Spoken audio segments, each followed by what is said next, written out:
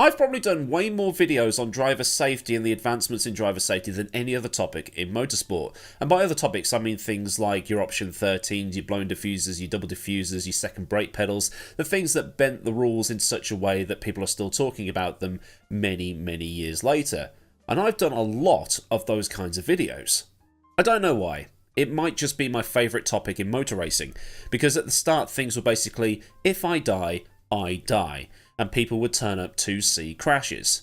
It was an accepted risk. People raced knowing that there would, rather than could, be a massive accident.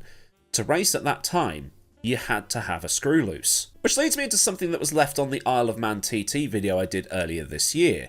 I said that those guys had a screw loose, and I had a lot of biker bros saying that they weren't crazy. But when you think about it, to do that sort of thing, you have to be. Because any sane person would be sat at the start line at the Isle of Man, or at the start of, I don't know, the 1955 German Grand Prix and going, what the f*** am I doing here? This is crazy. I should be in the pub. And then that leads me into this whole thing of, at some point, one or a group of drivers decided, you know what? We shouldn't be dying in the name of sport and entertainment. A lot of these deaths are avoidable. So enter the GPDA, which had actually been formed in 1961, and that was making pushes for safety changes, especially after Jackie Stewart's close call at the 1966 Belgian Grand Prix, with more drivers being in favour of safety changes after the death of Jim Clark in 1968. With the death of possibly the greatest all-round driver that ever lived, the drivers were finally all on the same page. If it could happen to Jimmy, it could happen to me. And then you've got the likes of Jackie Ickx, who killed off Le Mans' traditional starting procedure in 1969 by walking to his Ford GT40 instead of running across the track like everybody else. He started the race dead last, and then won. But by the end of that first lap, a driver was dead. The 1960s and into the 1970s were the deadliest on record, 1968 seeing 5 drivers who had participated in a Formula 1 Grand Prix being killed, including Clark, whose death is well documented, and Joe Schlesser, incinerated in a car that John Surtees refused to drive because it wasn't safe. That's a video I've done before. You might know that unsafe car as the Magnesium Honda. I've got the list of every driver killed in the 1960s and up to 1973 on your screen now. I'm not going to read them all out to save time, but the ones that are the standouts are Alan Stacey and Chris Bristow, who were killed within laps of each other at Spa in 1960, Wolfgang von Trips killed at Monza in 1961, Lorenzo Bandini burned to death at Monaco in 1967, which is a video I might need to look into at some point, and then you've got Roger Williamson, Piers Courage and Francois Sever, the latter of which I looked at recently. And when you look at the full list of Formula 1 driver deaths on that infinite resource site that is Wikipedia, you'll see that it lists every single death, and then deaths by country, and then deaths by circuit. At the top is the Indianapolis Motor Speedway. The second is the Nurburgring. James May's favourite circuit was regarded as the most dangerous circuit in the world along with Spa. You would think then that Spa is third on the list. It's not. It's not even fourth on the list. It's 8th, because in Formula 1 only 2 drivers have been killed there. The Nürburgring has taken 5 Formula 1 drivers' lives over the years. This 14-mile test of man and machine, named the Green Hell by Jackie Stewart, was the track that was feared and loved in equal measure. Drivers headed there to test their skills and the abilities of their cars, with that constant thought in the back of their heads as to whether they get to go home or not. And being in the middle of the Eifel Mountains, the track was very susceptible to the weather. In the 1968 race, Jackie Stewart won by over 4 minutes, which is about half a lap, in the drizzle and the fog. And when he got out of the car at the end of the race, he was more concerned over everybody getting back alive than his victory. And in 1970, the drivers boycotted the circuit along with Spa. The circuit owners were unwilling to do the changes that the GPDA was demanding. Jochen Rindt had actually gone there to try and get everything sorted out, but the circuit owners said no. The thinking was, at least on the circuit owners' end, was, if you don't like it, slow down. The drivers said, no, you've got to evolve with our cars. There was also the arrogance of Spa and the Nürburgring of, well, we're Spa and the Nürburgring, they're never going to boycott us. Spoiler alert, they did. By 1976, though, things had improved at the Nürburgring.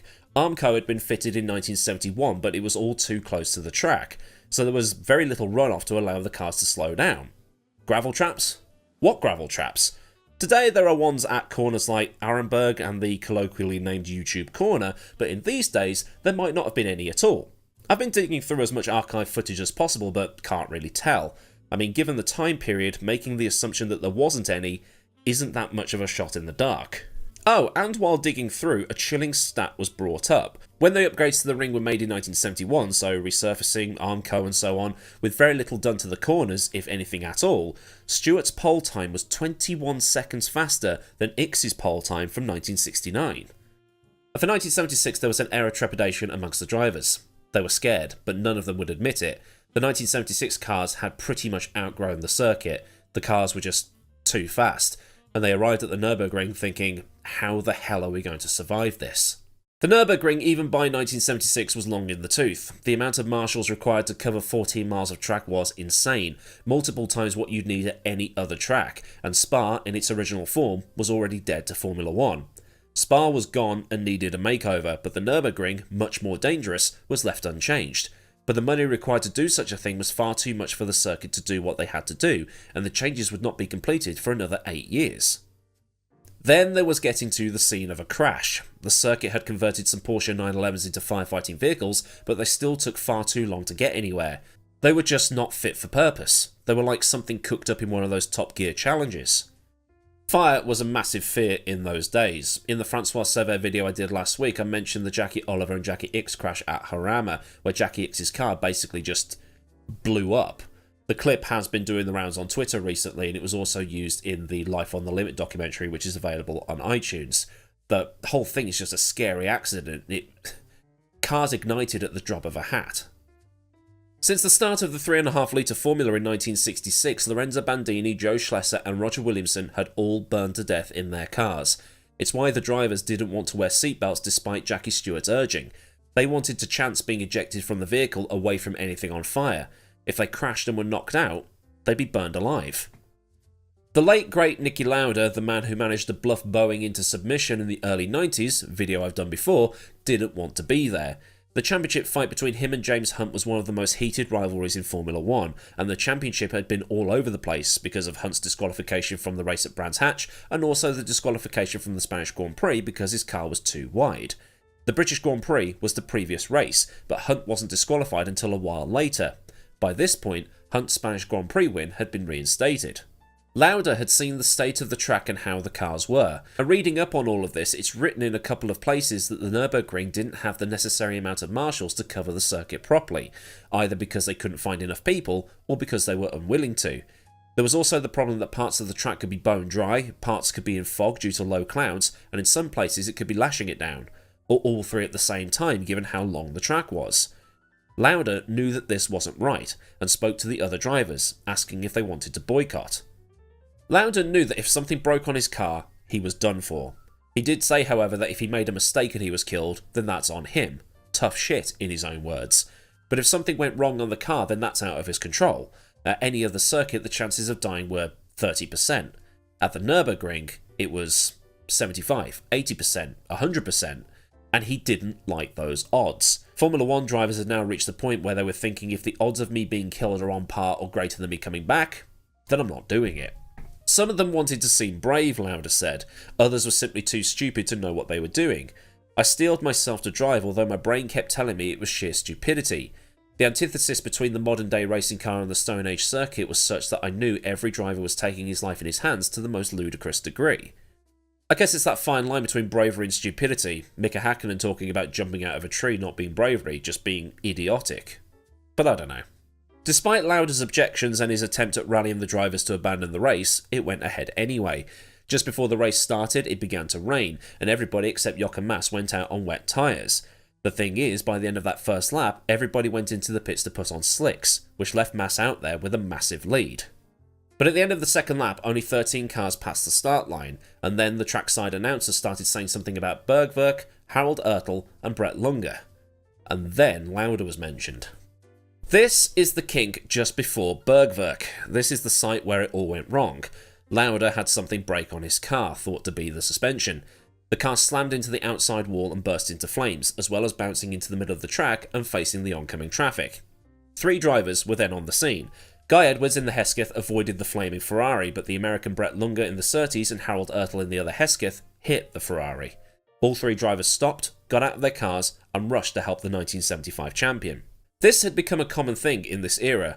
Up until the death of Roger Williamson, the marshals were not wearing fireproof overalls, and it wasn't until after that accident it was a requirement. but fire suppression still wasn't a strong suit, so the drivers who were head-to-toe in protective gear would usually be the ones to hurl themselves into a flaming wreck to get their mates out. Arturo Mazzario also stopped his car to help. Mazzario was the one who managed to get the seatbelts off Lauda and managed to pull him out of the car. The story goes that he tested a Ferrari or something along those lines, so he knew how the seatbelts worked because they had a different construction to most of the other teams. But while Lauda was out of the car, he'd spent at least 55 seconds in this burning wreck, and he'd inhaled a cocktail of toxic stuff. Fiberglass, extinguisher powder, other chemicals. And Niki couldn't have crashed at a worse place. Bergwerk is here, probably the furthest point away from the pit lane. He was so far over the back of the track that there weren't any fire marshals to immediately get on the scene and help, and a helicopter had to be sent to pick him up and take him to hospital. He was taken to a hospital in Koblenz first, and then moved to another facility in Ludwigshafen, which had West Germany's most advanced burns ward at the time. The race was actually red flagged because most of the cars had stopped at the crash site. A lot of them had got round to that point at Bergwerk before Lauda was taken off to hospital, which says a lot about how long this track was and how ill-equipped it was for modern racing. John Watson and Emerson Fittipaldi had pulled up and gone to see Niki, and there is a picture of the two communicating with him.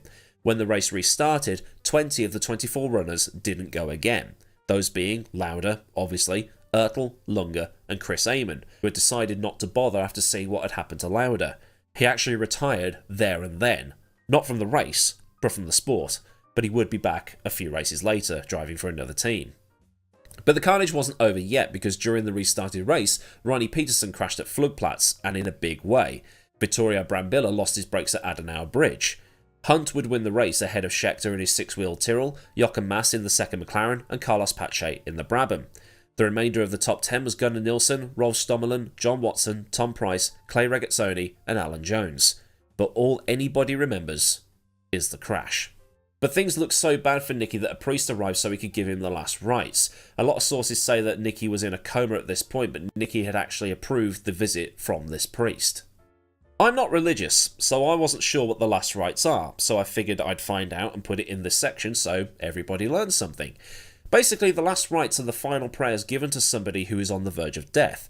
In Roman Catholicism, this is called the Viaticum and can be given to somebody who is awaiting execution, terminally ill, or in Lauda's case, mortally wounded. There is also the anointing of the sick, but I don't know if Lauda was given this, as it's usually for people who are in danger due to sickness or old age, at least as far as I can tell. But, speaking to the BBC in 1976 and then later recounting this interview with the BBC in 2015, Lauda was actually quite upset with this priest. He thought that the priest was going to be there to offer him some comfort, that things were going to be okay, and that whoever is upstairs, if there is indeed somebody upstairs, that person will look out for him. But the priest just signed the cross on Niki's shoulder and left. So Niki said, "Oi, I'm not dead yet. Well, screw this. I'm not going to die." Later on, a journalist managed to get into Niki's room and take some pictures of him while he was effectively on his deathbed, even though Niki was determined to not make it his deathbed. Basically, the journalist had disguised himself as a doctor and had got in and taken the photographs. But knowing Niki Lauda, if he had got the strength to get up and knock this guy arse over head, he probably would have done. The injuries were extensive. He lost most of his right ear, the hair on the right-hand side of his head, his eyebrows, and his eyelids. The only cosmetic surgery he had was to replace the eyelids so he could get the functionality back.